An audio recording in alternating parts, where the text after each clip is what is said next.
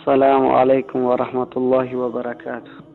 برادر عزیز، اسم من عبدالقادر است و من میخواهم که درباره یک ایشان یک قاری صحبت کنم و از برادران تاجیک سوال کنم که با مردم تاجیک بگن که این شخص خیلی انسان است و چرا که این شخص در مسجد خطیب عمر فاروق 61 کرایان بود و از مردم بپرسن که این شخص خیلی انسان بود، چون که چرا از چه سبب اون از وظیفه برکنار شد و از تاجیکستان فرار کرد، از چی بود.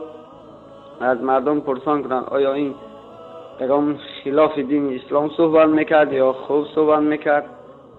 و تا جایی که من میدانم تمامی مردم چندین هزاران در اون مسجدی که اون شخص بود، وقتی اون شخص بود چندین هزار آدمان بود، انسان ها در اونجا نماز میخوانند. وقتی که اون شخص از اون مسجد کنار شد تا الان خیلی تعداد نمازخوانان از اون مسجد کم شد. میخوام بدانم که مردم که درباره همون شخص یعنی معلومات میخوام از مردم بگویم و میخوام عکس اون را روان کنم از مردم پرسان کرده شود.